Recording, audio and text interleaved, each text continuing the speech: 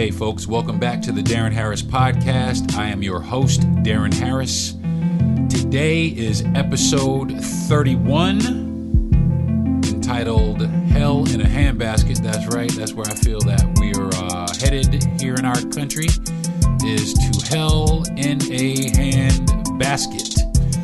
But today I do have a guest today that's going to join me for my podcast, and today's guest is none other than my lovely wife, Ivonne Harris. Hey babe, what's happening? Hey babe. What's going down, girl? You know. You know. So what's up, Chicago? How you feeling? I'm feeling good. Yeah, good. Yes, Good. Today's a special day. Why is that? Today's Annalise's birthday. That's right. I have a new daughter, and today is her birthday. Actually, it is a very special birthday. Why? Oh, because I gave birth to her. That's right. and actually, today's Veterans Day. So, happy Veterans Day to everyone. That's right. Happy Veterans Day. Well, I'm not really. I was in the Navy, but so that still counts. Yeah, I guess it does kind of count, huh? Yes, babe. That's right. But happy Veterans Day to everybody, and happy birthday, Annalise. We love you very much. Sometimes. Sometimes. I love you all the time. So do not listen to what your mother is talking about. She loves you very much also. I do. Shit, babe, what's going on? What's happening? What's happening? We just had a hurricane pass us by. Yep. A few hours ago. Yeah, I guess yeah, we're still It here. was a hurricane, and then it turned into a tropical storm. Yeah, I was going to say they called it a hurricane. I know. But when it got to us, it was a tropical storm. But we're going to talk about that last. But first, babe, I want to ask you, how was your mental health this week? This week, it was okay. It was a little stressful at work, and so, I had to take a few breaks and just focus, refocus on, not stressing out so much and just letting the day go by as it's going to go by, because I keep telling myself that I'm going to do the best that I can, and whatever I did at the end of the night before I lay my head down, it's whatever I did, and that's the best to my ability. But my mental health has been okay. We've been sick, so been working with that, plus on top of more work. So I completely get that. Yeah, but I'm feeling better. That's good. I'm glad because as you know, I was concerned. I know. Yeah, you get sick and you get took all the way out when you get sick. So yes, I think we had the flu. See, I think it was that RSV bullshit. I don't know. Whatever it was, it got us both, Well, I'm starting to see, like, some of my friends on social media that have gotten sick. They're starting to, like, I had a friend out in California, and he said it wasn't the flu, and I don't have COVID. So I think he's assuming or thinking that he has RSV. I think he's going to the doctor. That's what I was about to say. We guessed what we had because we didn't go to the doctor, but we're over here guessing, we just, me, I'm good at like searching the symptoms, and I'd be like, okay, I think we got this. Well, it didn't really feel like the flu. It felt in the beginning, it felt more like COVID. Yeah, you were yelling, we have COVID. I was like, slow it down. Slow it down. Calm it down. Calm it down. Go take it easy. Go take it easy. I was telling everybody. Yeah, I was like, we don't know. I'm right behind you. We don't know. Yeah, because yeah, I guess we didn't know what we had. And, we still don't. Yeah, you know what though? I do think it's RSV based on what everybody's saying that it can be. I still have some kind of like bubbles and yeah, like there's some sort of phlegm like trapped down there, but it's always trapped and doesn't matter how much you cough up. So it doesn't. It's always there. So if I clear my throat a little bit during the podcast, folks. I apologize, but yeah, I'm gonna apologize in advance. I might be coughing. So as far as your mental health was concerned, babe, what did I do? Well, I mean, what did you do to put yourself back in a good space? Rest. Because I did rest this week. That work was a bit stressful for you. Sometimes I want to jump through the phone and or through the computer and hurt these people for you. But I know. I just can I do something? No, you can't do nothing. No. Well, I try not to. Well, you've told me in the past too. Don't let it get to me. So I get up now. I go for a walk outside. I go breathe in some fresh. I go get some fresh air. Absolutely. Put music on as well. Yeah, that kind of helps to listen to the Deron Harris podcast. You just sucking up now. But I mean, those are all great things to help you change, where you are mentally if you're someplace where, things are starting to overwhelm you. And I mean, as far as, me, and that was one of the things for me as, was work. Work was one of those triggering factors, that unfortunately have, put me in a position where I have to, seek a lot of therapy. It wasn't the sole thing, but, it did play a very big part in it. So, the actual change in environment really kind of did help me along as far as, what was going on mentally this week. Yeah, I was going to ask you, how was your mental health this week? Well, I mean, I had therapy Tuesday, and it was all right. I mean, it was good. Therapy is always good. Let me just prerequisite that therapy is always good. I love it. But this week it was a little challenging because there are, a lot of times, my therapist and I, we talk about a lot of surface things, but last week, and not 2 weeks ago, and this week, we started getting into, more details about, some of the things that bother me. And, I had a bit of an episode for a minute, and had to, be talked down off the ledge, so to speak. And it did, I was briefly in a place where, I was, back to feeling, hopeless, and just where, like I said last week during my podcast, I take a maximum dose of a prescription, that is meant to keep me from, crying and having anxiety and all kind of that shit all day, which I just, and it doesn't always work. So, we had a conversation about that, and, I don't want to take any more medication because, when you start adding more antidepressants, eventually, you start running into side effects like death, and, What do you feel side effects right now? I don't feel any side effects. Not any of the ones that they said, like headache and all that kind of stuff. I don't feel any side effects. I do notice, an increased bit of energy, but that's getting to the point. Yes. Well, I mean, I'm taking the maximum dose, and for a while I started with 100 milligrams? Oh, yes. Yeah, and then I also noticed, the one thing that I've noticed is that you are more focused. Yeah, and I'm opposite now. I just want to lay down. You know what? There's nothing wrong with laying down. I know, but you told me don't rest too much. It's not all that good. Well, it's not the fact that it's not good. It just depends on, I guess, the times of day, or the times when you're stricken by the will to not do anything, or in the middle of the day when you're laying down and taking naps all day, every day.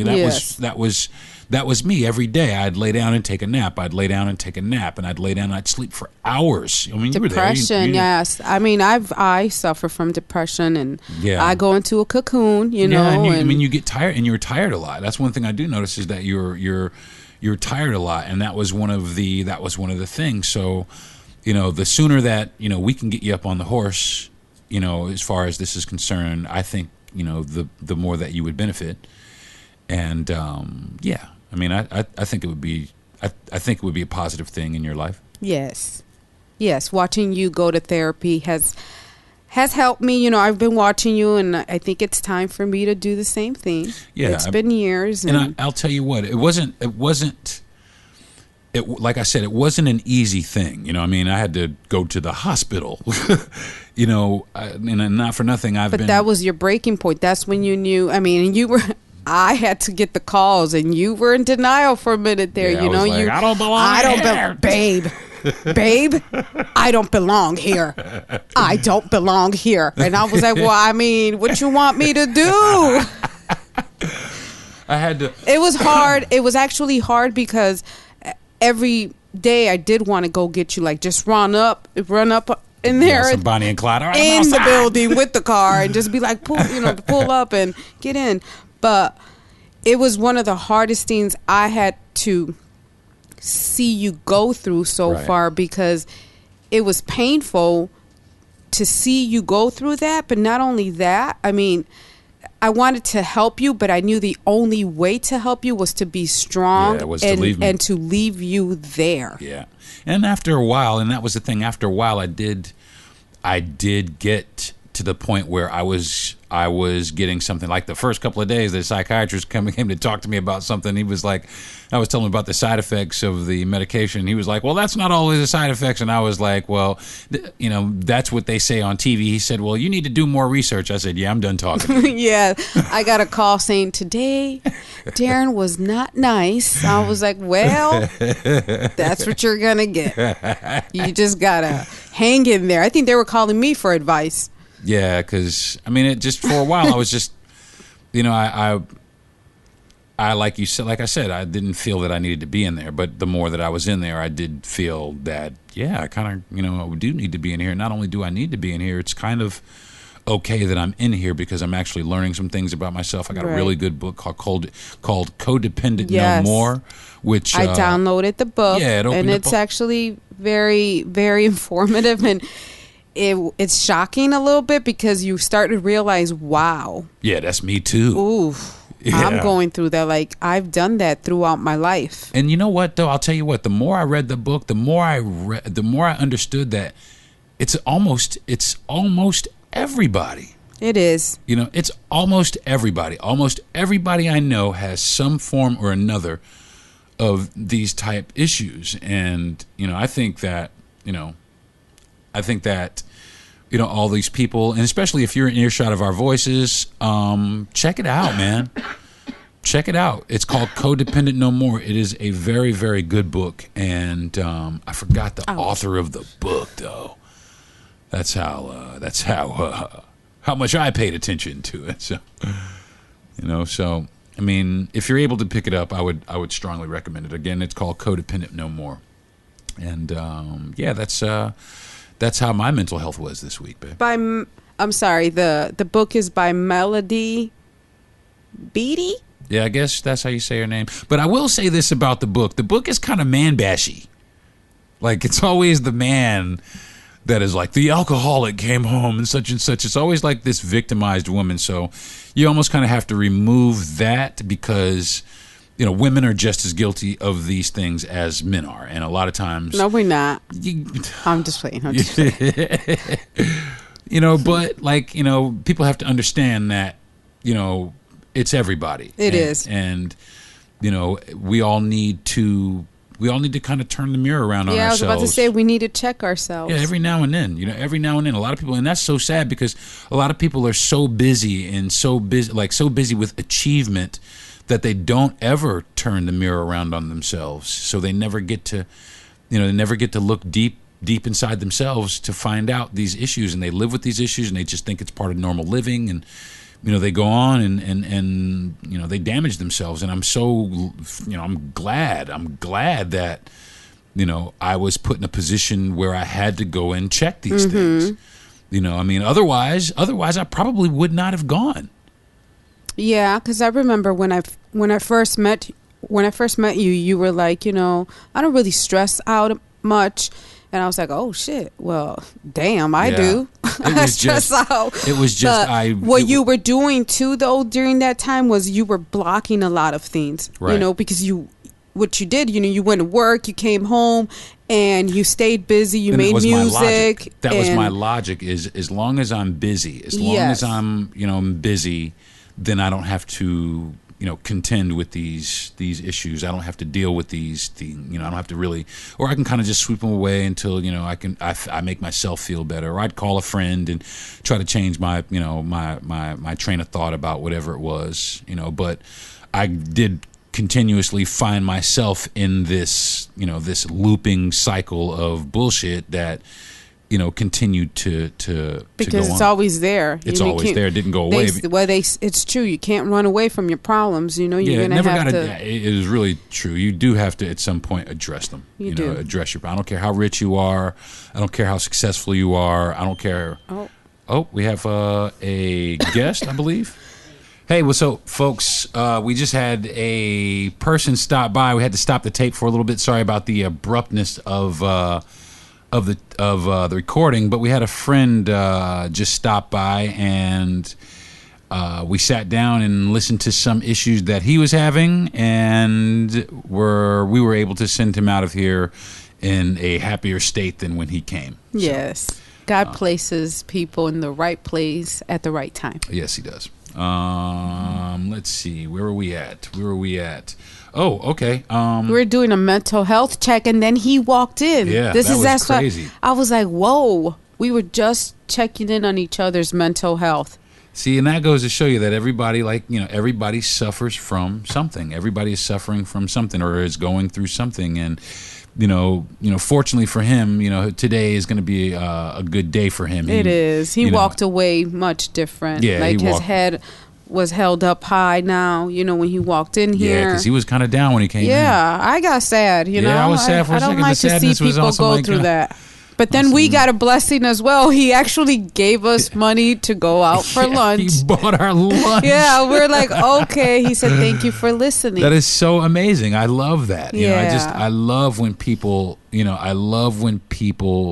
kind of get to the point where, they realize that something is wrong and, that they're able to do something about it. And I also love the fact that, like you said, he hit the numbers today. So, that was a blessing from God. So he's on his way out to enjoy some food and hopefully get his mental health state back to a positive side. So, amen to that. Yes. So, I got a couple of shout outs, babe. You want to do the shout outs? No.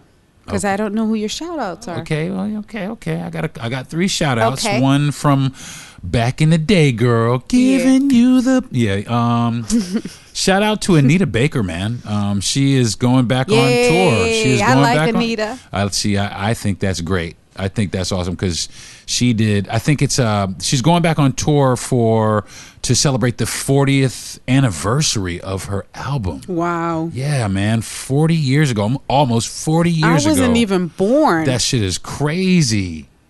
I wasn't born. Yes, you were. No, I wasn't. Yeah, stop. Okay. Maybe you weren't. But I was 5 years old. I think that's great. She's got some 2023 tour dates, and it's going to be spread out over like the course of a year. Oh, okay. So she's got some dates. I think it's kicking off in Miami, and I think it's ending in Oakland. But that's going to be cool. But I think I saw Chicago in there someplace. I saw Long Island. I saw Newark, New Jersey. There's a few places that she's going to end up at. So if be looking out for, especially if you're a fan, be looking out for Anita Baker. She coming back in concert, and she said she was going to have some new music, which I'm anxious to hear that too, especially because we had the Isley Brothers, and I heard that was dope. Listen, the Isley Brothers was dope. It was the album was dope. The album was super dope. So, especially the joint with Rick Ross, Shout out to the Isley Brothers and Rick Ross.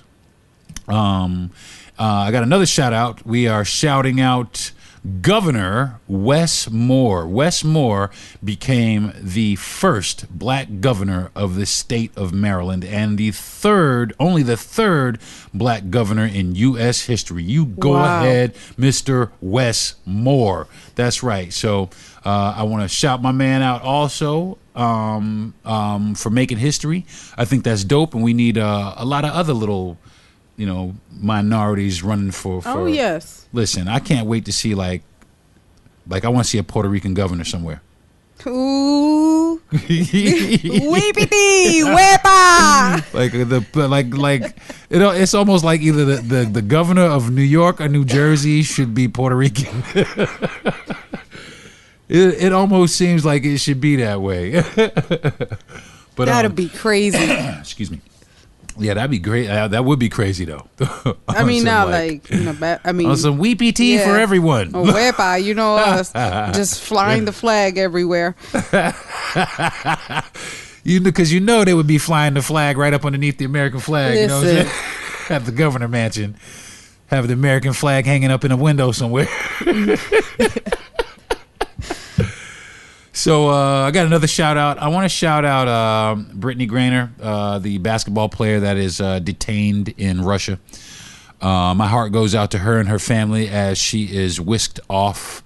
Well, not really whisked. Carted is more like it, off to a Russian prison camp where she will begin serving her sentence. I think she got like 9 years. Okay, I was going to ask. For vape cartridges and shit like that. Wow, why would you do that? Yeah, well, I mean, because sometimes people think they're above the law, especially when you're a celebrity, you got a little bit of money, you think you're somebody. But even still, I mean, especially being overseas, I wouldn't give a damn, man. I really wouldn't give a damn. I'm not traveling with that shit. You know what I'm saying? If I'm in the hotel room, all right, and we smoked a little bit in the hotel room, all right, cool, but either, I'm going to give it to somebody or I'm going to throw it away or I'm going to leave it where it's at, but I'm definitely not going to put it on in my luggage, and try and start flying around the world or in different countries and shit like that with it. And then, if she didn't know, well, she should have known, man, because I'll tell you what, and not for nothing, I mean, just like we know. Right. You know what I'm saying? We know, I mean, I know right now we got a vape cartridge someplace that's missing, someplace that we need to locate and find. You know what I'm saying? I know we got a full one. I know what we have, and you know what you have. So, although my heart goes out to her and her family, come on, man, you got to be a little bit smarter than that when when you're traveling around the world, because people's laws, it's different, and especially where was she? People, Russia, right? Yeah, they don't fucking like us. They don't like us. They sure don't. Especially especially Joe Biden. And they really don't like Joe Biden over there, for real. They don't like no Democrats. They like Republicans. I don't know, but it just seems like they like Republicans. I don't think they like anybody. So that's going to do it for the shout outs today. But today's Dope Shit Award, I got some dope shit though, babe. Mm-hmm. You know what it is? What is it? The Dope Shit Award today goes to the Black Panther and Black Adam. Both of them get the Dope Shit Award. They are two movies featuring black folks that are at the top of the box office charts in Hollywood. I don't think that's ever happened. Mm-hmm. I think that shit is the dopest shit in history of cinema. They both open today? I don't know. Did they open today? I know that Black Panther.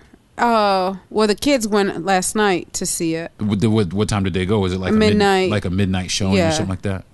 That's cool. So both, So I guess that did open, but I think Black Adam came out like Wednesday. Who's in Black Adam? Come on, you don't know who's in? It's The Rock, babe. Oh, okay. The Rock in the building. Listen, y'all, I've been in the cocoon. I've been sick. Come on now, babe. We don't watch TV because we don't have internet. Oh, well. Yeah. Okay, buddy, I get it. We have cable. I know. They play regular commercials. Black Adam and Black Panther get the Dope Shit Award this week because... I'm excited to see the numbers. Yeah, but you know what I read, though? In China, they don't think that they're going to be shown in China. Why?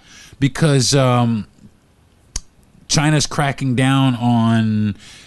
movies from our country because of, I don't know, I guess there's some sort of American personnel crackdown in China. I have no idea. They shady anyway. I mean, I don't know. I have no idea what's going on in China, and not many people do, but I know that that's some shady shit right there, but I really don't know the full story, but something along the lines of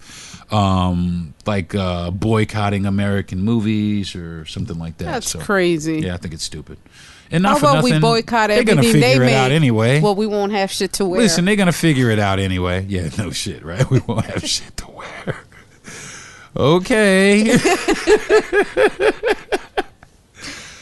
Okay there. So that's all right. But nevertheless, I mean, even in the respect of this country, cinema in this country, I think something along the lines kind of happened like this not too long ago when Jamie Foxx he almost won, and he should have won. He actually should have won. He won Best Actor and was nominated and came in, I think, first runner-up for Best Supporting Actor in Hollywood, and that was the year that Ray and Collateral and Collateral both came out, and he crushed that shit, both of them. I mean, he crushed it, like super crushed it, but at that time, Hollywood wasn't that progressive, and you damn sure couldn't give no black dude the Best Actor and the Best Supporting Actor. For Hollywood would have melted down in their fucking shoes. That's too much. You know what I'm saying? That's too much. Oh, it really isn't. It really should be. It really should. It shouldn't matter. Right. It shouldn't matter, and that's the thing that's so unfortunate about Hollywood is the fact that it does matter. A lot of race does come into play in Hollywood. Yeah, but these movies coming out today, Black Panther, listen. And not just the movies though, babe, like the acting though, but then listen, and they're also, the actors are doing it a lot for the guy, I forgot his name, the Chad, right? Oh, yes. Chadwick Boseman. Yeah, so it's just like, okay, Yeah, seeing that they're paying, they pay like tribute. From what I understand, they pay tribute. We're gonna go see it today, by the way. They kind of pay tribute to him in the film, which I think is great. To remember this dude, because he was dope. Yes, he was. He was, and not only for the Black Panther, he was in so many other things that he was just dope in. He was a great actor. So I mean, unfortunately, his light was snuffed out a little too early, but we did show up for him here in, not only in the Black Panther movie, but just in the whole Marvel franchise, and all the actors and actresses anyway. Everybody kind of, everybody did kind of really like that guy. So I mean, shout out to him. Rest in power, King. You know what I mean? They doing your name proud down here with the franchise and everything down here. So, but it's not just movies. There are a lot of acclaimed television writers now. What's the girl who wrote? What's the Insecure or something like that? Oh yeah, that was a dope show. Man, I love her. You know what I'm saying? The FX got the show Atlanta, which is like actually their final season, which I just really kind of started watching it. That shit is funny. That shit is dope. It really is. So I always. I don't want to come across as a bigot or racist or anything like that, but I always want to definitely show some love to people of my culture and my race, some acclimates for doing well, and Hispanic people as well, man. Right. Because Hispanic people are definitely making that stride also. I mean, George Lopez, he's been trying to get a TV show for years and just recently got one. You know what I'm saying? Oh, so yeah. I'm glad that people are finally starting to recognize, the contributions of other races in show business. So, hats off to that. So, guess what I've been listening to? What? On the EarBudz. Oh, I've heard him. Yeah. I heard you over there. I was like, hey, who's that? Yeah. I've been listening. Smooth. Listen, I've been listening to this dude. I don't know. Some of you guys have probably seen him on Instagram if you have Instagram, or either YouTube if you have YouTube. But I've recently started following this guy who is out of nowhere just one of the dopest producers, man. Just super dope. Some of his sounds have been used in little Reels videos. He's been posting little snippets of him in studio, and he hasn't really worked with anybody that I've heard of, but everybody needs to be working with this dude at some level, because this dude is off the chain. And of course, the guy I'm speaking of, and I really hope I'm saying your name right, brother, is his name is Yahan, Yaahn Hunter.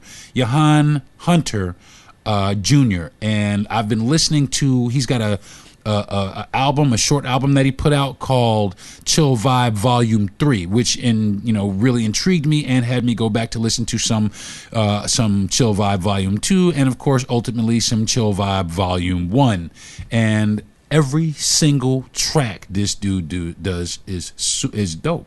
I mean well, I've heard you play a few. This new one, that you've been playing, Yeah. that's great. Yeah, I forgot the name of the girl on the track, but I'll try to get that for you guys. But I forgot the name of it. But just the instrumentation. This dude right here, is serious. Mm-hmm. You know what I mean? Like, there's a lot of producers out there. There's a lot of hip hop producers. There's a lot of producers that play music, and there's also a good number of people on like these, social media platforms who get up. They play a bunch of instruments and they make their little looped video. And, yeah. A lot of them dudes is nice too. But this dude is nice. Yeah, and he's brought in some other people and that mix together when he puts. And I do like that. And the other person. I do like that he has a few people that he does collaborate with. He did with our girl that we like. The Pocket Queen, yeah. Now, see, shout out to the Pocket Queen too, man, because if you ain't ever seen a girl drummer, check this chick out. Check this chick out, the Pocket Queen, man.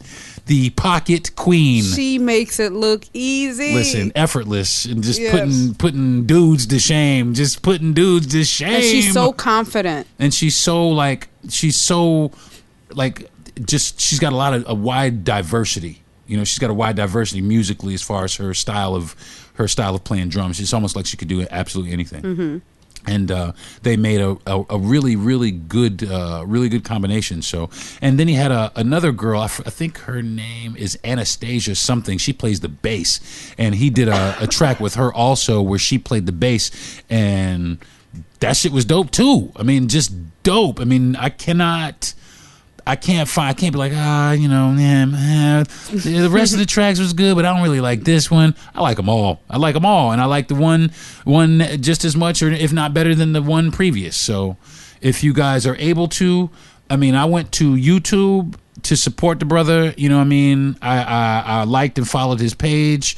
And if you guys are into music production like I am, I produce music. If you're into music production, you'll definitely get a kick out of this guy. So and this is the first time that the EarBudz, I think, has actually gone to somebody from a social media platform. So shout out to my man Ivonne Hunter Jr. for his Chill Vibe, for blessing us, brother, with the Chill Vibe Volume 3, my man. I really wish you the best of luck. And, somebody, I see you got the little blue check mark, so I know you already somebody. But yeah, my man, eventually one day I'd like to maybe have you on my show, man, kind of, sit and pick your brain a little bit because, of course we all strive to be better, at the things that we do. So, I think that you got your skills up, and I think that you could help a lot of people get their skills up as well. So again, shout out, and the EarBudz goes to my man, Ivonne Hunter, Chill Vibe Volume 3. Got it? Got it. Cool. You know what the next section is, babe? What is it? Oh, come on. Think about it. Oh, it's Puff Puff Pass. Maybe I should rename this segment Puff Puff Pass, huh? I think there's actually a whole podcast called Puff Puff Pass someplace. Is there? Probably.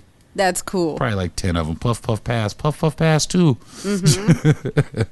Probably a bunch of them. But this week's strain of the week is the Blueberry Headband. I'm not sure if I've had it before.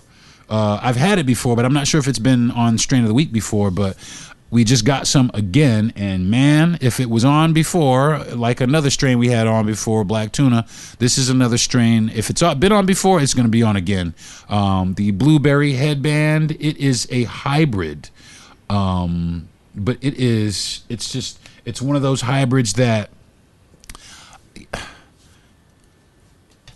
it gives you you're like real euphoric. You know what I'm saying? You're like real giggly and euphoric, like you want to go do some stuff, like frolic around in the bushes or some shit. Yes, let's dance in the rain. In the meadow or something. Frolic around in the meadow.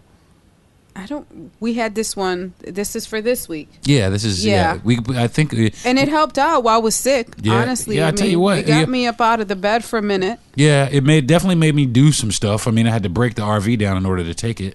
But definitely got us together to where we were, a little more focused. And the giggly part, that's true. Yeah, true. It was the giggly part was good. The hungry part was good too, though. Yes, we've been eating. Well, we were sick, but.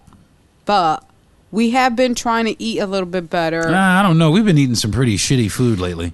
Well, Well, we're I trying don't want to to say no names or nothing. Yeah, we're trying to we live in a little small town, so we try to help these small business owners and give them instead of going to like all show the them some love, fast food franchises or I'm regular gonna say food something. franchises.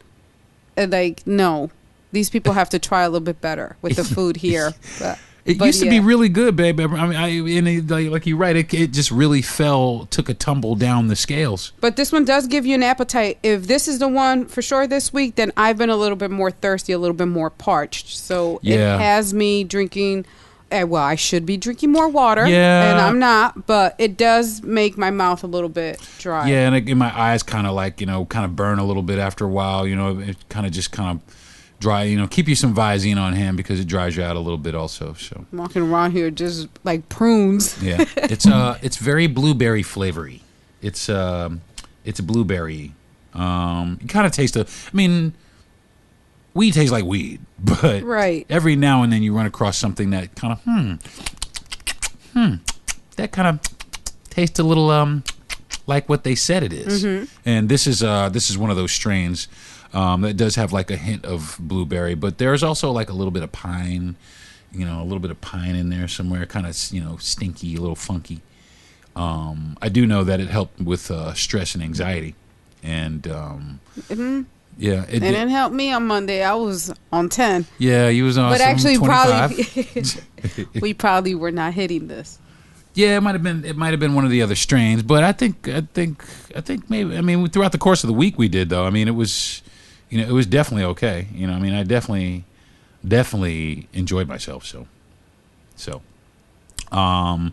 And one last thing, the genetics. The genetics say that it's made from blueberry and pre-98 Bubba Kush, and there you have it. It would be called the Blueberry Headband, and that's according to Leafly. So definitely, if you're able to find some Blueberry Headband, and it's pretty common from what I understand. Where'd you get yours? Where did we get it? I think we got it at Liberty Health Sciences in Orlando, I believe. Okay. I think that's where we got it at. Okay. Which they Liberty's pretty dope. I like Liberty. They have a lot of good sales, so I don't mean to be, I don't know. I'm just, doing some shameless promotion for companies that don't really support me, but it doesn't matter because it really is kind of a dope dispensary. So if you got a Liberty Health, not Liberty. Actually, it wasn't Liberty. It was Sanctuary. Sorry. Liberty's good too, but Sanctuary. I got it from Sanctuary Medicinals.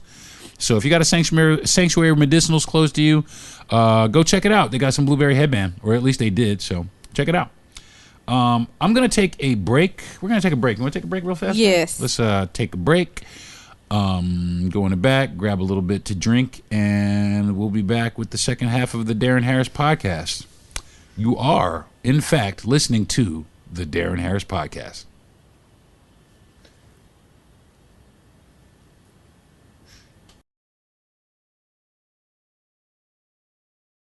Hi.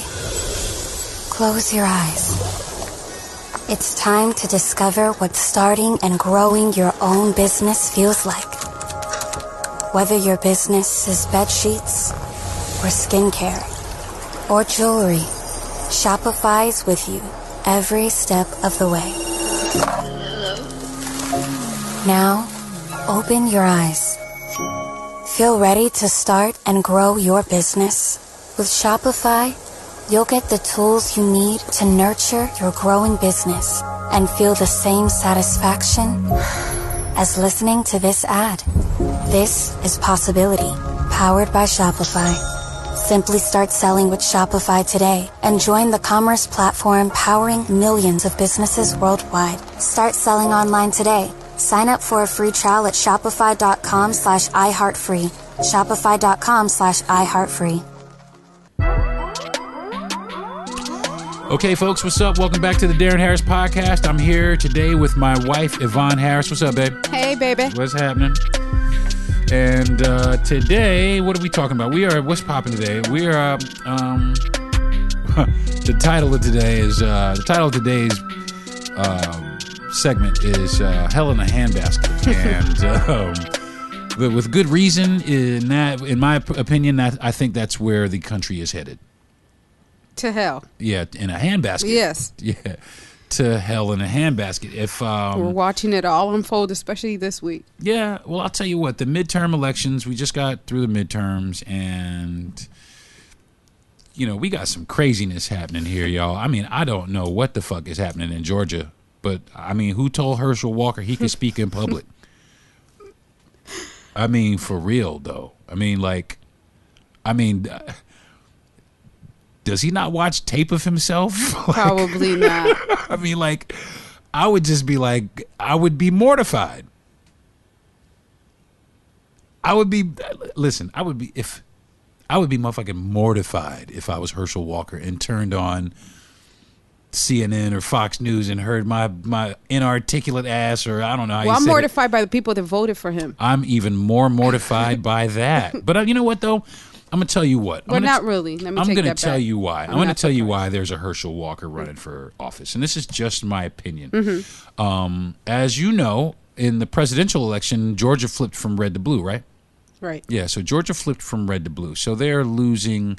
They lost a state. The GOP has lost a very strong state.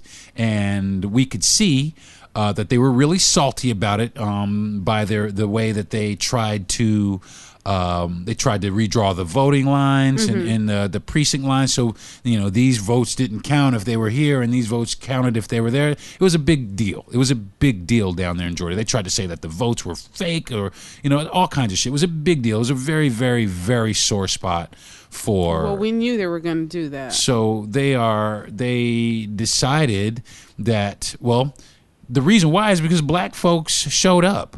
And not just black folks, very liberal white folks as well showed up. And, Hispanic folks showed up, and they showed up in the state of Georgia to vote against hatred. Really, that's what it is. And really, that's exactly what it was. It was to vote against the hate that was being, cultivated in that state. And like I said, the reason why I think that there is a Herschel Walker is because there is a large minority there. There's a large amount of black folks and people of minority, people of color in the state of Georgia, on top of the regular Anglo-Saxon population that they have. But some of those people in the Anglo-Saxon population are also voting for, like I said, Democratic front runners or Democratic candidates. Now, because Georgia is has a large black population, in order for the Republican Party to so to speak, in my opinion, to compete with that, they needed a candidate that they thought would speak to this they picked the wrong one. This demographic of people. Yeah. You know what I'm saying? They thought that, oh yeah, Herschel Walker, he played football. They like football, right? They like that. We'll get this guy. But and the fact that they couldn't have chosen somebody else, it just shows you that the desperation. That's some desperate shit. But even still, the thing that is baffling me even more than that, babe, is there might actually be a runoff. Oh, yes. Yeah, there might actually be a runoff between these two dudes. Because they have to reach, 50%? I think it's no, it's more than 50%. They have to get the majority. Well, I think they're both right there. But there's going to be some sort of runoff, which I'm sure they're going to go ahead and there's got to be another debate. I'm sure. They're going to go out and campaign a little bit harder. I'm sure. Mm-hmm. But the fact that I hate to say it, that this articulate man who has proven himself on many different fronts to be a worthy candidate for this office is being challenged by somebody, and I hate to put the brother down like that because at the end of the day, it's still, he's still a brother. You know what I'm saying? I hate to do this to him, but, for lack of a better phrase, he Uncle Tomming out. Right. You know what I'm saying? He's standing up on a platform that, for people that don't really like him because of who he is and his color. And not for nothing, he doesn't really, he's violated some of their, he paid for an abortion. Mm-hmm. Isn't that one of the things that the GOP is staunchly against. But they're still advocating for this guy. Well, I mean, people voted for him, I mean, yeah. I want to see. I really would like to see. I'm looking at the vote count. I would like to see the people who voted for him. I would like to see. So, yes, it's 50%. So, yeah, it's like 50%, that they have to reach, but they're both obviously haven't reached it. One is at 48.5%. 48.5%, and the other one's at 49.4%. So who is at 49.5? 49.4 is Raphael. Okay, I was going to say 49 better not be Herschel Walker, because then it would be like I like the title of this Hell in a Handbasket. I mean, for real, Georgia, stand the fuck up. I mean, they're trying. Stand your ass up, Georgia. Stand up. Listen to what I'm saying. Stand your motherfucking ass up, Georgia. You know what I'm saying? That's tight. Yeah, because didn't they just defeat the what's her name? She just got defeated, right? What was? Oh, Stacey. Yeah, what was her? Stacey. What was her name? Stacey Abrams. Yeah, Stacey Abrams or something. Yes. What's the mayor of Chicago's name? You know me. I don't. Who are you asking? I don't live there no more. But ain't her name Stacey Abrams? No. That's not the mayor of Chicago, is it? That's not. Is it the same person? We're messing it all up. So Stacey Abrams, I was right, is in Georgia. And she lost, right? Yeah. And she lost to what's his name? Let's see here. Brian Kemp or some asshole like that? Yes. Yeah, see, one of the guys who wanted to move the voter lines because he was unsatisfied with the results of the last election. So they made it so this time he'd get he'd get back into office, or I think he was in office already at one point. Mm-hmm. So now he's regained control, or the GOP have regained control of that particular office, and that's textbook GOP. I mean, and not for nothing. I don't want to, because the Democrats they ain't much better either. You know what I mean? They not much better either. We really don't have any really serious strong candidates out there. Really, not at this time. And I hate to say it that, I mean. What did you say this morning? You said we really need to start looking for the American Party. What is it? Oh, yeah, the real-ass American Party. Real-ass. Like, I mean, for real, because for real, man, the two-party system is just stupid, man. It's just dumb. And it's gotten to the point where we don't get anything done because we're always fighting each other because they care more about their special interest than the actual American people. You know what I'm saying? Because not for nothing, it should be real easy to vote for school lunch and stuff like that. It should be really easy to vote for that. But the fact that they always have to couple it up with something that makes it so you have to vote against school lunch. Yeah, that's dumb. You know what I'm saying? I mean, and it's always some wanting to take some program away from some inner city. That's the GOP. You know what I'm saying? They always want to take some program away for the inner city, and then they say that people in the inner city benefit from it. How? But how are they benefiting from having these particular programs taken away? We need more. We need more of these programs, and we need more. We need more community centers. I mean, there's so much. There's a lot. We need more people to stand up for real, as opposed to stand up for their own personal gain. Or talking shit. And because, I mean, there's so many people that are out for their own personal gain. Right. You know what I mean? Their own personal political gain, their own personal political future. You know what I mean? Like, it's no secret. I'm not a fan of Ron DeSantis. You know what I mean? If you listen to my podcast and you are, I'm sorry. I'm really sorry for you. You know what I mean? I feel bad for you. But I can't get down with the dude. I really can't, especially after the way that he handled COVID, because everybody, I mean, especially ridiculous. A lot of people think he handled that shit great, but nah, man, motherfuckers died here a lot. I mean, the unemployment system was whack, was just a joke, and a lot of people got let down, man. It was a domino effect. People are still recovering from that. Yeah, man, people still recovering. I got sick twice because of it. And not only that, let's just talk about the system, right? This unemployment system.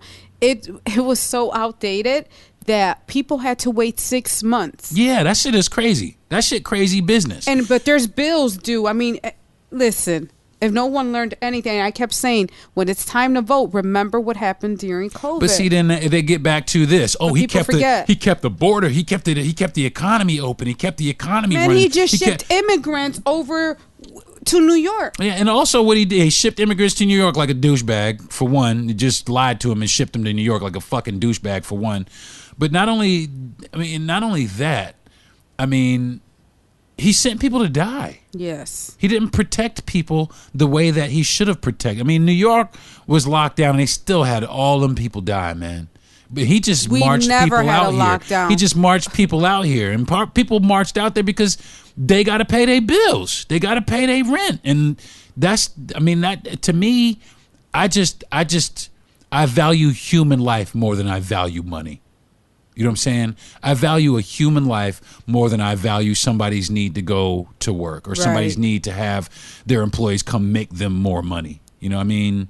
You know, and you have to choose going to work or being, listen, I seen a lot of people just take a week off while they had COVID. Like, yeah, you got to take a week off. Because now they're afraid, right? Then health insurance. Don't get me started on health insurance. That's a whole nother topic too. Because it's just like, it stresses you out. Like, you have to make a decision. Like, am I going to go to work today or am I going to try to live? Yeah, am I going to make it? Do I have to? And so many people were afraid to go to the hospital, you know? Yeah, so well, the thing about it is, and that's the thing about it, the hospitals, to me, I mean, yeah, whatever, but the hospitals, to me, I think they fucked a lot of people up, man. I think because at one point, to me, it almost seemed like everybody who went to the hospital died. Yeah, you know what I'm saying? Everybody who went to the hospital, their families never heard from them again after they were admitted to the hospital, and then they died shortly thereafter. Well, I'm not going to lie. Listen, when I first had COVID, I was afraid to go to the hospital because of that. And yes, and I think everybody at the hospital that has worked hard. Yeah. And, you know, all the doctors and nurses, thank you very much. But I just didn't trust it. I just got to the point where I just didn't trust it. Like you said, you know, this dude here, he doesn't care. Yeah, he just cares about having his state be in the black. And being homeboy's tail, you know, as long as he no, because apparently him and homeboy having some issues. Homeboy started calling him Ron DeSanctimonious. Really? Yeah. Look at that. I thought he was like baby Trump. Nah, well, I will say this. He's a more refined Trump. I'll say that. Ron DeSantis is a more refined Donald Trump. You know, he can, I mean, he's refined, but he still has a lot of those ideologies which hold down a lot of minorities or put them, you know, not in the same category as the rest of everybody else. Right. You know what I'm saying? It's kind of sad. I mean, it really is kind of sad, but I think you should run. You know what? No, and I'm not even being funny. I know we were talking about this the other day. Well, they say, in the town that you live in, this town, I'm almost thinking about running right here in this town. Make a difference. Right here in this town. I mean, right here in this town, because there's some things I really would like to say about the politics, even in this small town that we live in. I graduated high school. It's a town called Lake City, Florida. I graduated high school here. Now, you know, everybody's always told me since I left here, oh, Lake City is growing.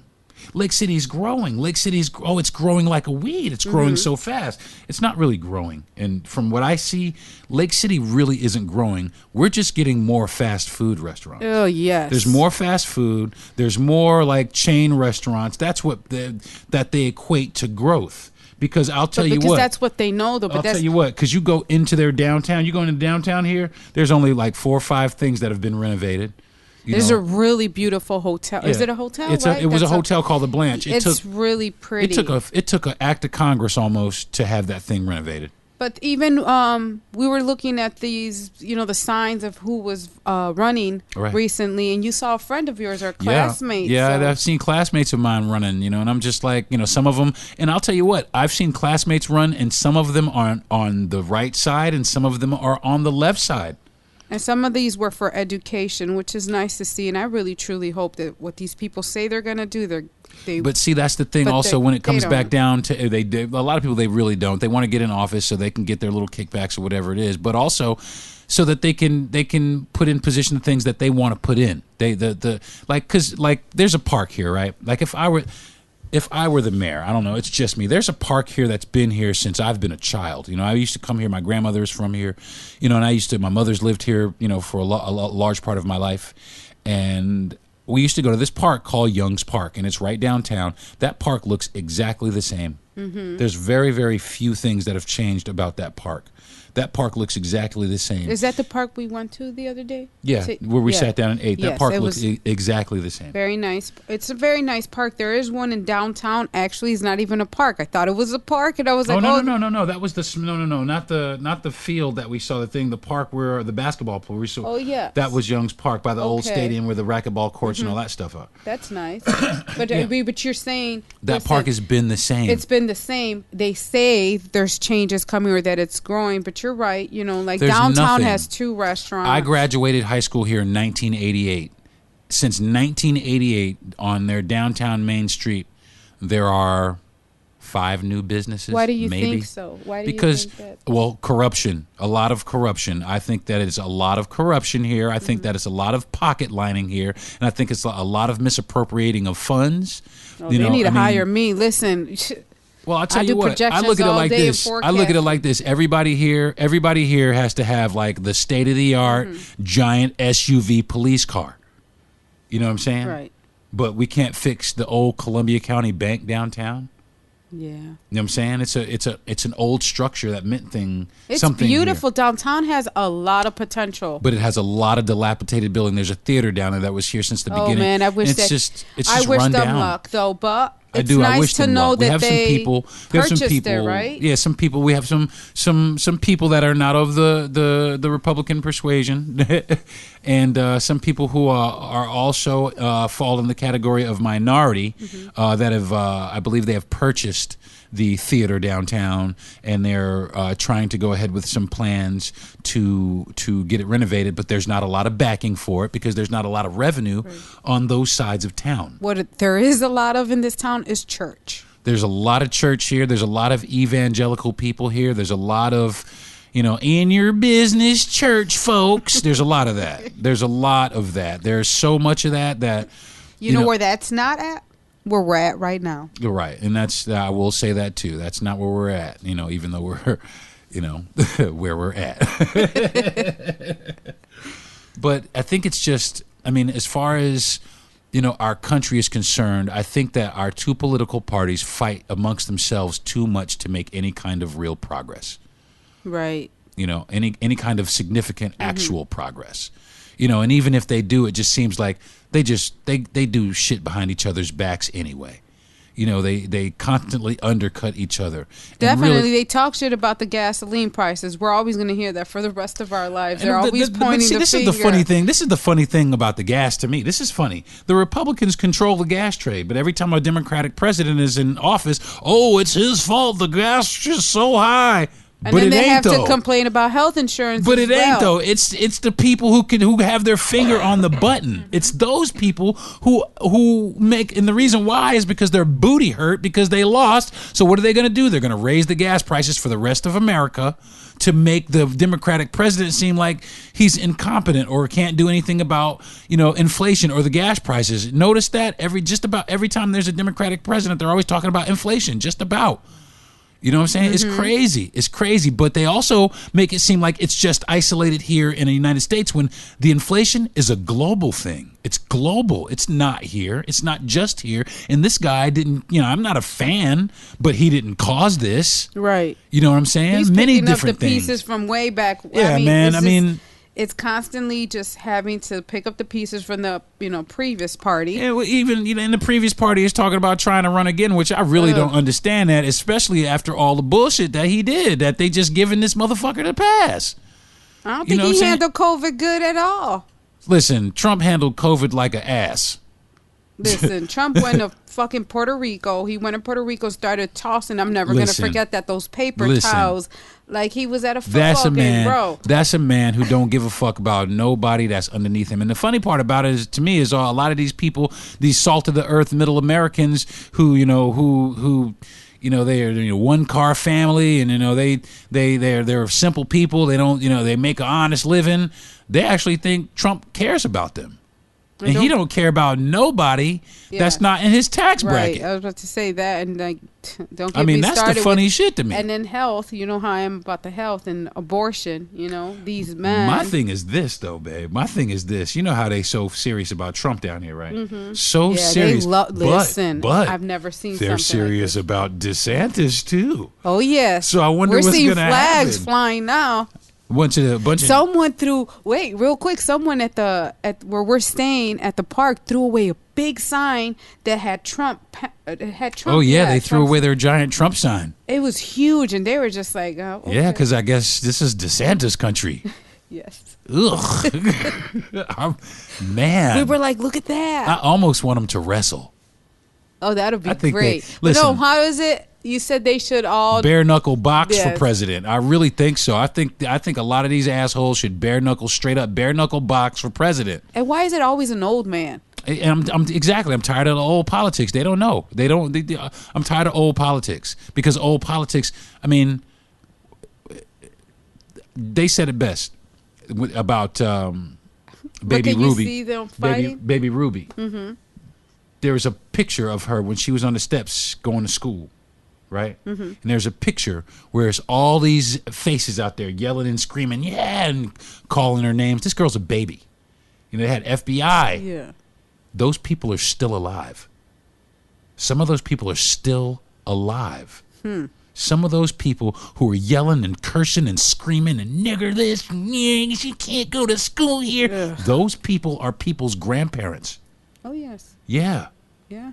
Those people are still alive. But meanwhile, they want to pretend like, oh, no, we're not these people. Yeah, you are. You're the same motherfuckers. You're exactly the same. I think this is your picture right here. Right. You know what I'm saying? Yeah, that's you. Look at you right there saying nigger. And walking around here like you advocate for everybody. But we know you don't deep down. And that's the problem that I have. That's the problem that I've always had with the right, because they always proclaim to be so down for the minorities, but they have passed so many policies to screw us over. Mm-hmm. So many. Yes. You know, and that's the thing, and they just screw us over. And that's why I don't get people like Candace Owens. I don't get people like Herschel Walker. I don't get people like Clarence Thomas. I don't get people like that. I don't get people like that who put a political party in front of the plight of their people. Right. You know what I'm saying? Because, you know, first and like foremost, you said, they don't care. Well, first and foremost, before I'm a Democrat or Republican, I'm black. Amen. You know what I'm saying? Before any of that shit. Before Democrats, Republicans, Christians, Catholics, and Jews, I'm black. Mm-hmm. You know what I'm saying? And I'm proud to be black. You know what I'm saying? And I'm always going to be black. There's nothing that I can ever do to change the fact that I'm black. I can't change that. I don't want to change it. Nope. I love it. I embrace it. I love it too, baby. Oh, yeah. Thanks, baby. I appreciate you. Here we are having a moment on the podcast. Yeah, I don't care. I don't give a damn. I don't care. That's what I tell Annalise too, you know, growing up. Yeah. I had to tell her, you know. I mean, and Mike, Annalise, and Deron. Yes. You know, Mike, we Annalise, have children that, you know. We have biracial children. You know what I'm saying? And I wish somebody would. Listen, I can't even tell you how dead motherfuckers would be for fucking with any of them. Oh, you know what I'm saying? I'm but not threatening it sucks. People like that. But it sucks so bad. It sucks so bad that I have to condition our children. We have to condition our children for the hatred in this world. More that than comes anything, from I'm politics. afraid, especially for our young one. Like, you know, yes, he's smart, and I know that he's going to make the right decisions. I can tell he's very intelligent. Right. What I don't want is someone to step up to him, or especially here in Florida. Yeah, I'm telling you, I'm from Chicago, like and it's a little different. I've never really had to deal with racism like the way you said you have. Yeah, but people like today in 2022, people still calling you nigga in your face. In the state, you can feel it. The energy, state, not like only, the way people look at us. It's almost like wherever you are, the smaller the municipality, the more you feel it. You know what I'm saying? I guess it's because now we're here. Well, we're right next door. We're right next door to a restaurant that we went into to try to get some breakfast, and they looked at us like we had 5 heads. Listen, for asking for a to-go menu. It's you like, can't keep our menu. Well, didn't say I wanted to keep it. I just asked if you had one to go. Yeah, I don't. We don't have that. All right, then. I don't like that. And I just don't understand why it has to be that way. But I do get it because it's part of that old ideology, that old mentality, that old, and that's the thing that's going on but here. They're not perfect. But that's why. But they think they are. Perfect. Listen, I'm gonna tell you why they think they are, because they go to church. Okay, you they can go to church. They all think you that want, because they go to out, church, they think because they go to church that they have the right to be in your business, to tell you how to live your life, to tell you what to do with your uterus, et cetera, et cetera. They feel they feel that God has personally empowered them to do this, when really he didn't personally empower you to do shit except for mind your fucking business. Right. You know what I'm saying? But they want to be in your business. They want to be not only in your business, they don't want to do anything to do with the south side of town, but they want to be in the business of everybody in the south side of town. Let's talk about that part too. We saw that in St. Petersburg. They came in to the south side, started taking renovating houses on the south side. taking these people's homes. You know, they pay, man, and I wish these people wouldn't do that. I wish they just hold on. They don't tight. care. They don't care about the plight of the people in the community. They don't care because all they see, like it comes back to, is dollar signs. Remember HGTV? We watched the show where they made the house right across the street. These people, I mean, they really, I mean, but shout out to HGTV for like making people believe this house wasn't in the middle of the hood.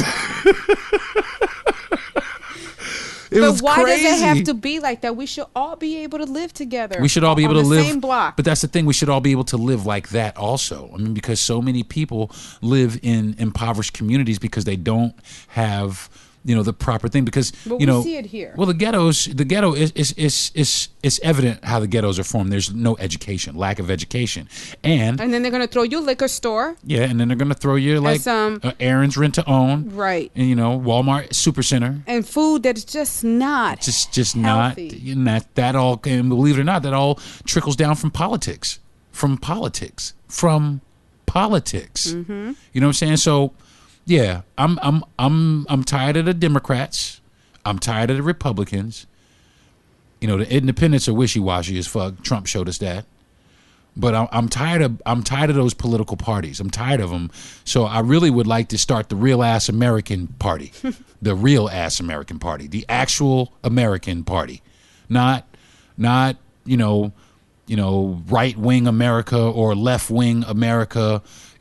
White supremacists or, this, whatever faction or from either side. I want to live someplace without that. You know what I'm saying? I want to have, man, I would really love to see, people in all these other smaller municipalities. Like we live here in Lake City, right? We live here currently right now. We live in a small town in Florida. I'd like to see a Chinese woman run for mayor. You know what I'm saying? I'd like to see that. I'd like to see and win.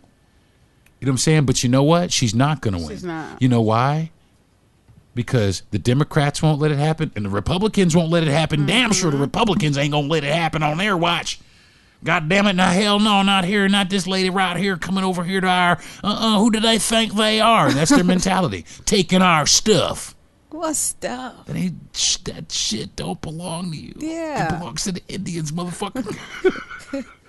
And that's why, that's why this shit, at the very beginning of all this bullshit, all that shit is debunked because this shit ain't yours to begin with. Right. Was not yours to begin with. Oh, we took it and made it better. Says you. Yeah, you've been taken, though. You know what I'm saying? But you've been taken, and you've always taken things, politically. And that's the whole thing. It always comes back around to politics and red tape and politics, fine print. Money. And it always comes back around to the political affiliations of the people. And those are the people that make the policies. And so many of those old people are so racist. They're super racist. And now thanks to Trump, they ain't afraid to really show that shit. Yeah, that's you know what I'm saying? They ain't really afraid to show that shit. You know what I'm saying? And it's just a shame, man. It's just a shame. It shouldn't take, gnashing of teeth to come up with gun control.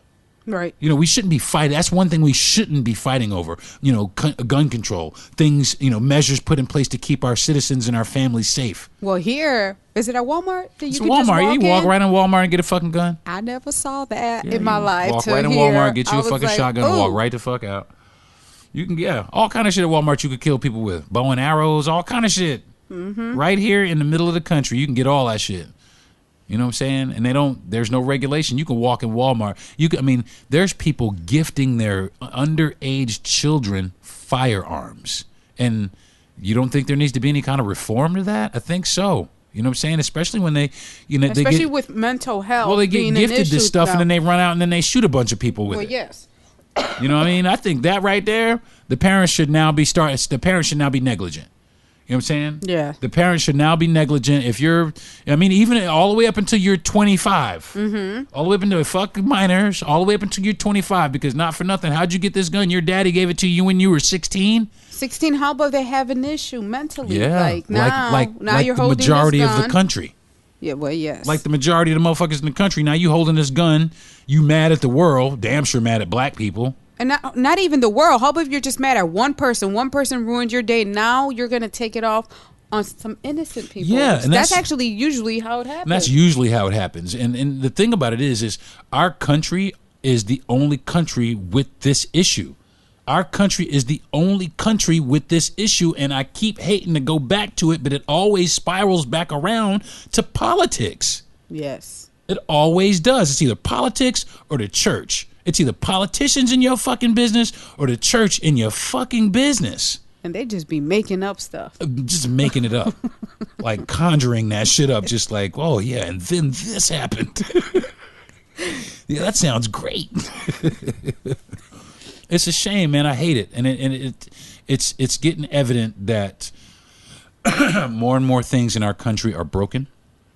And to be quite honest, I don't have any faith that it will recover. I think it'll just continue to get worse. It's about That's well, I'm what going to tell you. Talking about. We were even talking about even the weather here. This has been crazy. Yeah, I wouldn't be surprised if there's a meteorite on its way here with our name on it, just because of the fuckery that's going on down here on Earth. We're doing too much. We doing way too much.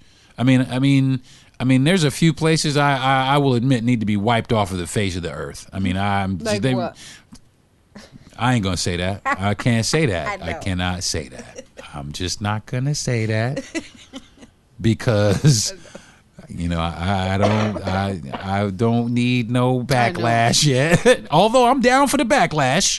You know me, I stand up in it. Well, you keep it real. I try and keep it as real as I can because it's bullshit. People are afraid to call out the bullshit. Keep it real, and also you've been through some things. Yeah, I've been through some things. You know what I mean? So speaking from experience. I've got personal experience. You know what I'm saying? I've got personal experience. You know, and even the shit that, Kyrie is going through. And, them and Kanye with the anti-Semitism and all that shit. That all comes back down to politics. Different types of politics, but politics nonetheless. Mm-hmm. You know what I'm saying? And now it's just to the point where there is no progress being made. But when is there going to be, right? We're only reverting. You know what I mean? That we're only reverting. Yeah, we're still talking about race. We're still talking about race. And there's still racism, solid racism, like racism that ain't like steadfast racism, like racism. Like, damn. Aren't y'all tired? Can we just love each other? Holy shit, that must be that must just take so much energy to be racist. It really does. Yes. It just must take so much energy. Yeah, to walk around and look at someone that you do not know, never talk to. And not to mention, because of the color of their skin. It must be stressful as hell to be racist also, because you can't do nothing about it. You can't do anything about it. There's always going to be these people that you hate because of their skin color. It must be some stressful shit and some anxiety causing shit to be racist. What do you mean I hate black people, but there's only black people here? Oh my God, it must be so painful. I don't get it. I don't either. Holy shit, you must take the tightest shits in the world. Damn. It just doesn't make any sense to be filled with that much hate And the shit that really don't make sense is to be filled with that much hate and then take that shit straight up in church and then walk out of church like you is the most righteous motherfucker on the planet. Yeah, get out of here. You know what I'm saying? Oh, yeah, we do the Lord's work. But you don't, though. Mm-hmm. You know, so, you know. And I need the man to get out of a woman's vajayjay, her pocketbook. Stay away from that shit. Politics. Both of them things always come back down to politics. That's why I say, you know, there's women dying man, right now. We're headed to fucking hell in a handbasket. Just like I said, we are, and nobody is pumping the brakes, man. We are speeding right at that shit. I mean, like rocket. I mean, like right at that shit, and nobody's pumping the brakes. Every day they add more miles per hour to that bitch. Like they can't get to that bitch fast enough. I mean, like shit, man. I mean, what is it? I don't understand. I don't understand why. I mean, we all know that it was like racism was a straight up construct. Like modern day racism was a construct by, you know, the people over in Europe to have, you know, to make sure that these people over here did not rebel and so on and so forth. We know where it came from, but I mean, wouldn't you think if we knew where it came from, the origin, we would know how to fight it? And it just sucks that here we are all these many moons later, still talking and fighting about the exact same bullshit. You know what I'm saying? And not only that, I mean, and now it's within races. It's within race. These people have hatred towards these people, but you're the same fucking race. I don't understand that. But one's right and one's a lefty. Mm-hmm. You know what I'm saying? Well, I mean, I have some family members, right? We all think different. We all have our different point of views, but listen, we haven't really, well, I've never disrespected them, you know? You speak and you think how you think, as long as you don't bring any funny business. You keep that shit to yourself and I won't have to break your ass up. But it's never been like that. But see, but you know, hats off to black people too for this as well, because a lot of people are still on that nigga shit. But black people have gotten to the point where, is that the best you got? That's all you got now? Really, nigga? Okay. What else? You know what I'm saying? Mm-hmm. What else you got? You know, because, you know, I got other shit to do right now. I mean, and I'm late to it. So, you know, if this is what you come up, figure something else out. And when you get that, call me. I promise I'll come back. Well, all these videos we've been watching where that one lady, she was mad at her Uber driver, and the first thing she said, she couldn't wait. Go back to where you came from. Yeah, man. Where does that come from? Where the fuck that comes from? Entitlement, first of all. Mm-hmm. That comes from somebody who is entitled and who was led to believe by their parents that they were better than certain people because of that. And that, a lot of times, I hate to keep saying it, spins right back around to your political beliefs. Right. You know, your political affiliations and the people you choose to follow for the reasons that you choose to follow them. Yeah, because for a while there, I didn't want to associate with people that I know that voted for Trump. That, oh my God, that person is probably racist. You know, well, I don't want to tie it that way, but I mean, here in Florida, that's generally what it is. The majority, if you see that flag flying in front of someone's house, that's how I see it now. I look at it like because this. of the way. And then even the trucks around here, people drive around here with their trucks. This is how you could tell, straight up. And anybody try this now, if you're listening, this is how you could tell, right? If somebody who voted for Donald Trump, who says they're not racist, is racist. This is how you tell. Oh, I voted for Donald Trump. Oh, yeah, that's cool. That means, well, he's a racist. Well, I'm not a racist. Well, would you bring a black woman home to your parents? Would you bring a black man home to your people? No. I rest my case. And that's usually the way that it is. They're cool. Yeah, we're cool. We're friends. We're buddies, man. We go out. We hang out. But, man, I don't think I could ever take a black chick home. I've heard that before. Wow. I've heard that before. When I was in high school here, babe, listen to this. We were in the gym one day, and somebody actually said to me, you know what? It's too bad that you were black, because I'd date you if you weren't. Wow. Yeah. I was like, well, sorry. Sorry. For who you are, you know what I mean? Sorry that your parents taught you that bullshit. That's messed up. Yeah. But there was another I wrote a joke about this one. I used to be a DJ at this place, and I had a friend in school. Her name was Rhonda. You know, I'm not gonna say her last name, but you know, if you live in Lake City and you know who this person is, you know, I mean, I was in the DJ box one day and we was having a great time and we were classmates. And this girl came up to me. She said, "You know, Deron, I usually don't like niggers, but you're all right." Just like that. I'm not bullshitting. Just like that. What'd you say? I was in the middle of a mix. I'm like, all right. So I got through the mix, and then I told her, you know, get the fuck away from the DJ box. Right. You know what I'm saying? Don't get the fuck away from the DJ box. And I was friends with her brother. You know what I'm saying? I was friends with both of her brothers, but they harbor that ideology too. Right. They had that same ideology too. You know what I'm saying? Oh yeah, Deron's cool. You know, until they get away from, you know. And then all of a sudden, that but nigga she could have this. switched that off. And they always do. But they I'm saying she didn't do. have to, you know. You're cool. No. I'm going to tell you why, though. Because she assumed that this was great. This was the way that it got down. This was what it is. This is how people talk. This is the norm in her family. You know what I'm saying? They're walking around. And this is something that's, you know, da-da-da, so-and-so, and then these couple of nigger guys came over here, and they, da-da-da-da, and then, you know, the little nigger gal came in, and that's how they get down, babe. Ugh. And it's still going on here. It's still going on here. It's still going on here. Yeah. There's a bar down the street that you said if we go in there. Yeah, I'm telling you. Listen, like, the music could turn off. Yeah, if we walk in that bar, they going to have to call 2020 in this motherfucker. They going to have to call Investigation Discovery around this motherfucker. For real, because I mean, it's just the way it is, and it's so funny. I mean, that we're laughing at it, but it's really not funny. It's not funny. It's but just, I mean, there's places in this town. Tired of seeing there are places in this town that you still have to be conscious Yes. of when you walk into because of your race. That's stupid. You know what I'm saying? And that's an ideology of, you know what I'm saying, a particular side of politics. Because that's what they believe. That's their belief and has been their belief. And you know, people are, you're reaching. Well, maybe so. Challenge me. Fight me. You know what I'm saying? Make me wrong. Prove me wrong is all I got to say. Prove me wrong. If I'm sitting up here talking about you like this and you think that I'm wrong, prove me wrong. Prove me wrong. So, and I invite you to. You know what I'm saying? Prove me wrong. You know what I'm saying? And don't get me wrong, though, because there's Democrats that ride that line, too, though. Oh, yes. You know, there's bougie Democrats. Oh, ho, ho, ho.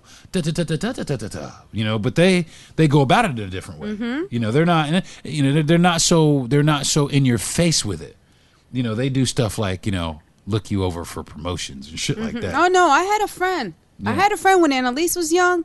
Her dad was racist. Yeah. And I told her, you know, if we go inside this house, like, well, I didn't want to, but she was like, you know, she's a baby. That doesn't. What? Because she's a baby. Yeah, because that suddenly she's a baby? negates the fact that she's this race. So he's gonna be okay that we walk in because she's a baby. So I didn't walk in. Well, I'm gonna tell you what. Shout out to all the white girls that came home with black babies because they had to put their family through a reckoning. Because I've seen here in this town, I've seen some old white grandmothers and grandfathers with a mixed child.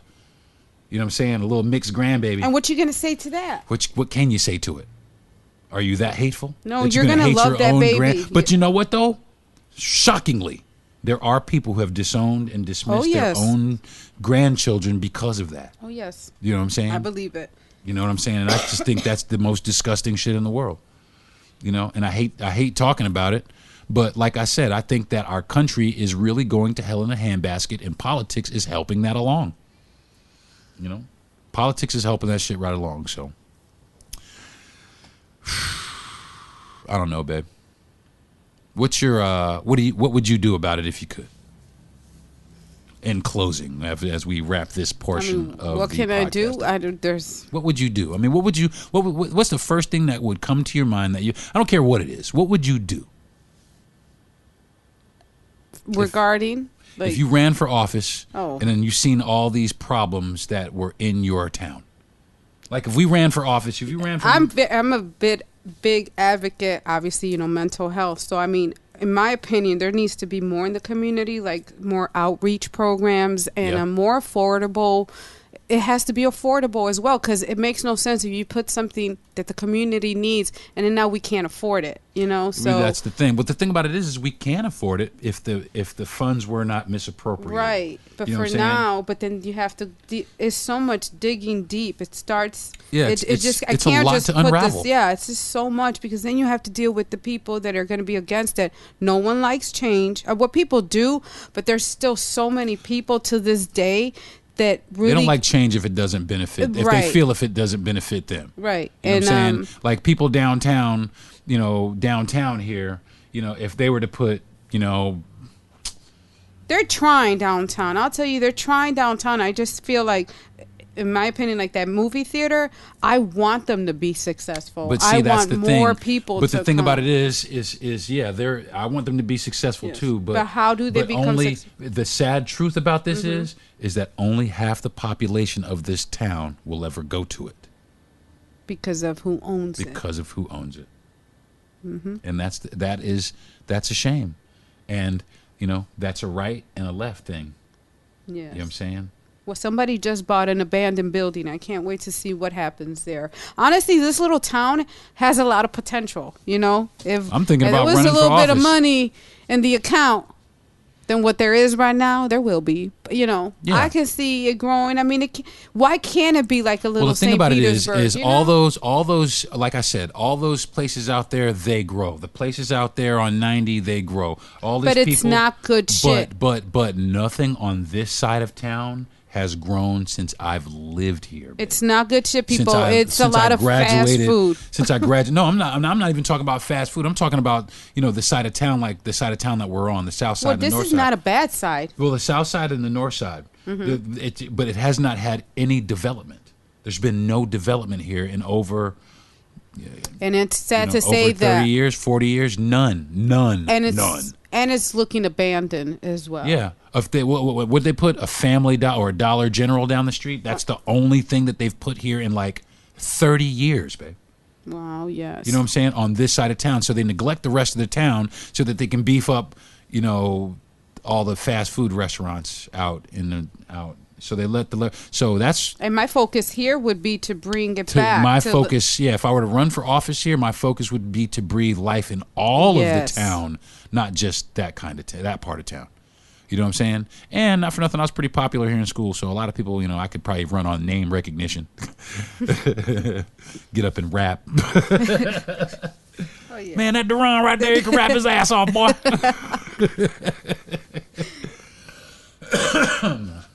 Well, babe, I think that's probably going to do it for this segment. I could continue to go on and on about it. It is something that's very deep. Maybe we'll have some other people on. We can talk more. But I'd like to see. I mean, honestly, I'd like to see more bipartisanship. I'd like to see, people working across the aisles to help American people more. As opposed to helping themselves, because half the shit they campaign, that shit ain't gonna help me. You know what I'm saying? That shit is not gonna help me. That shit is not. It's gonna help them, but it's not gonna help me. You know what I'm saying? So I want some politics that say, "Hey, we're coming to help you guys." And actually do it. And actually do it, as opposed to, trying to get around to it and then never getting around to it, and then all of a sudden your term in office is up, or you're trying to get around to it, but you've had so many kickbacks that now your interests are bought by somebody else, so you've changed your mind or voted differently. And I don't like that. Vote for people, man. Vote for people. Vote for real people. Vote to eradicate hate. Vote to get rid of that shit. You know what I mean? Because not for nothing, it don't do nobody no good. It doesn't strengthen any community. It tears us apart, and it tears America apart. And if you guys, are so adamant about making America great, then you will realize that it takes all Americans, not just the white ones, not just the black ones, but all Americans to make America great. So I'm going to take another break, and when I come back, it's relationship goals, RV life with the wife. You're listening to the Deron Harris Podcast. Hey folks, today's program is being brought to you by Your Pleasures Erotic Health and Wellness Boutique. Your Pleasures has a wide variety of adult educational materials, top-notch adult novelties and clothing, real-world dating and relationship advice, and more. You are Pleasures, that's Your Pleasures, not only focuses on erotic pleasure and satisfaction, we aim to educate people about the health and wellness benefits of intimacy. We are here to prove that sexuality is not naughty, it's necessary. So stop by Your Pleasures, that's UR-pleasures.com, and see for yourself. That's yourpleasures.com. I hope you guys kind of feel what I was talking about. If you don't, cool. If you do, share it, man. Share it, like it, share it, pass it along to your people, man. So, all right. RV life with the wife this week. What happened, babe? We went man, I think this is the second half hurricane that we've been through in our RV. But I'll tell you what, if you put both hurricanes together, then we had actually a whole hurricane. Yeah.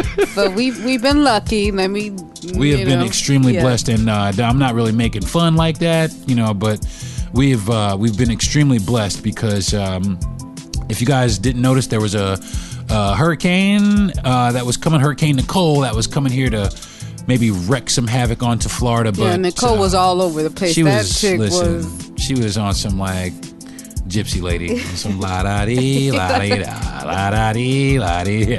She's homeless, Yeah, it just changes everything, right? When there's a tropical storm, I freak out. I'm not gonna lie. See, I don't freak out. That's one thing, because I know that if you start panicking, you can't really think straight. And if you can't think straight, you're not gonna be effective. So yeah, well, the only reason I was freaking out is just because of the winds. Now we live in a right, we live in an RV. And so I did get a taste of the wind with Hurricane Ian, and I did not like that. Yeah, and there was no rain, and we got blown around a little bit. We were lucky, no rain, but yes, blown around. We got blown around. It was on some rockabye baby. But this time we got a lot of rain. We got rain, but we didn't get... We got a little bit of wind. Oh, yeah, you felt that wind. But it wasn't like Ian. But it wasn't, because we were smart and we drove over to the church. Yeah, and that's true. The building blocked a lot of the wind. Right. So we're currently right now at my mother's facility, and we are parked in the back. We parked our whole life in the back, right behind the facility. That's cool, we got water, power, sewer. Bam! And it's level. The RV is level. And for the first time we've had it, it's been level. It's level. I've been loving it. I just think it's cool. Yeah, I thought that was cool. Look, listen, we took my lunchtime to move the RV, and within 20 minutes we're in a different location and safe. But I just think that that's so cool that we're able to get up and take our whole life with us at a moment's notice. Right. Like thieves in the night, we could be on some poof. That's true. We were also sick during the week. And during the whole week we were also sick together. And it makes it hard because Deron got sick first. So I usually know that this has happened now. This is the third time. And when he gets sick, obviously I know that's going to come. I'm going to get eventually. So I start cleaning up and Lysol. She starts nesting like she's pregnant. Got to get it ready, because I know once I get sick, it's over. I'm down for the count. So it worked out. I mean, we did pretty good. A tropical storm and sick. Yeah, I gotta say we did kind of plan really well. We did kind of pull together. Wendy, there was an intense moment the other night because I wanted to leave because I was like, the winds are arriving at 2 a.m. I was like, 2 a.m. 2 days from now. We ain't leaving right now. Why not? Because I've learned a lot. Fucking 3 days. Well, I've learned a lot about a hurricane. I mean, this is just because I've been in one, but they are unpredictable, though. Yeah, but also something that I've learned is that I've always been so worried about when is it going to arrive. But it's not even that. It's the beginning of the storm, because you start getting the winds. Right. And you start getting everything else. You start getting the winds first, and then from there. Yeah. In the beginning, you kind of start gauging what it's going to be like. So, especially us, we know that at certain strength winds, the roof will peel off. So if we see those certain strength winds, then we start up our house and drive away. Yeah, and the reason we drove away is because where we're staying at the RV park, we did hear that it turns a little like a little lake when it rains. It gets a little moist outside. So, and we have the dogs. Oh, and let me tell you what else happened this week that we were like, duh, we forgot right now. Our Great Dane decided to have a nice surprise for us in our RV. This is just on Sunday. This was like the beginning of last week. Yeah, we came home from church, and I was tired. I was still sick, dealing with the fever. And we get home, and he says to me, "Well, Pi just made a mess in the RV." And I actually said she shit in the RV. And I was like, "You said what? Did you just say what you said?" And yep.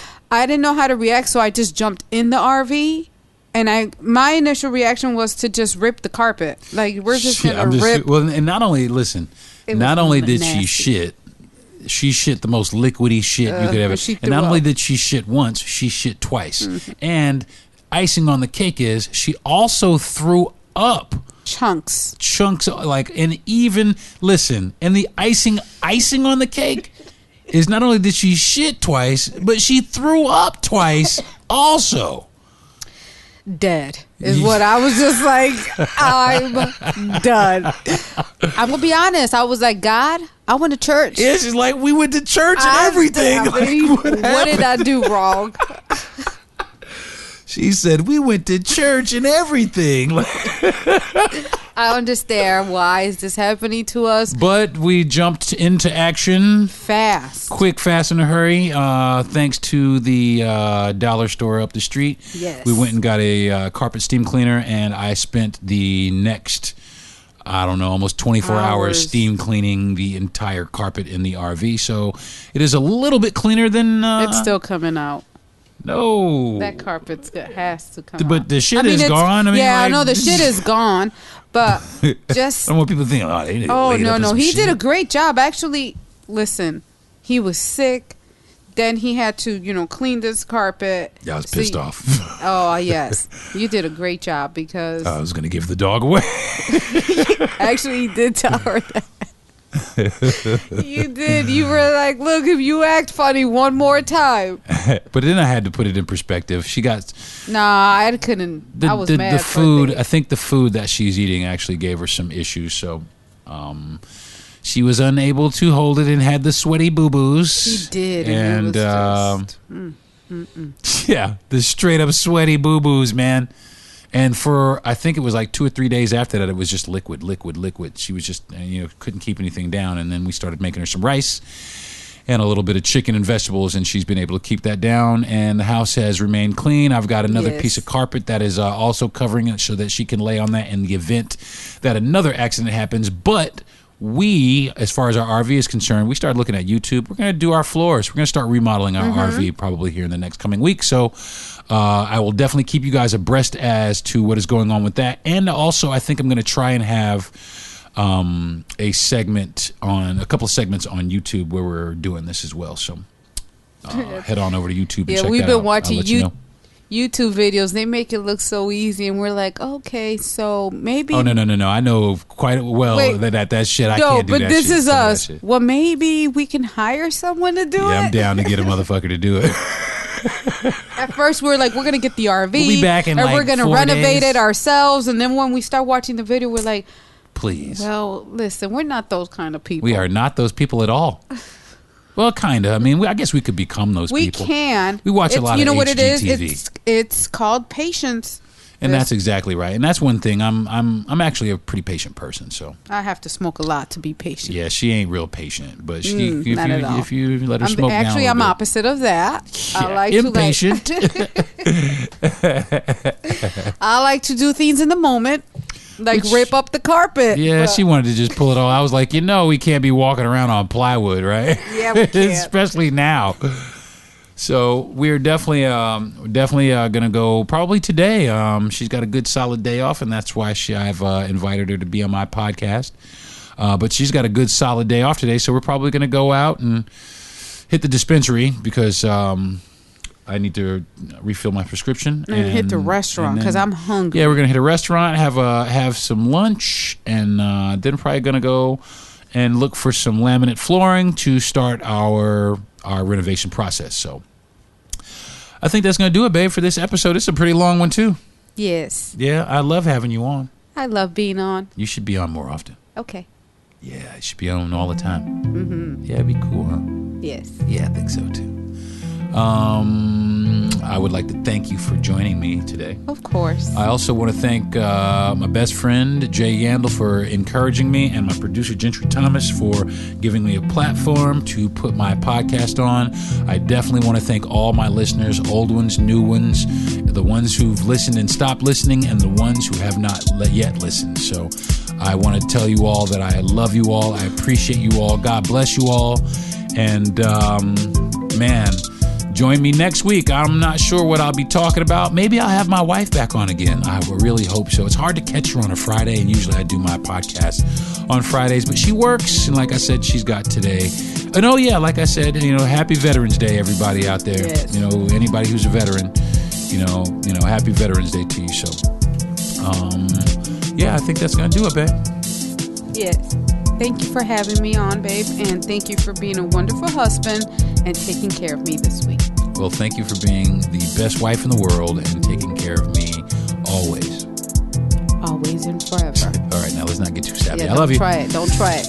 All right, we're gonna go eat some barbecue. Look at some laminate flooring, and go watch a movie. Go watch a movie and come home and make the RV rock. I like that. All right, folks, this has been the Deron Harris Podcast. Thanks. See you next week. Peace.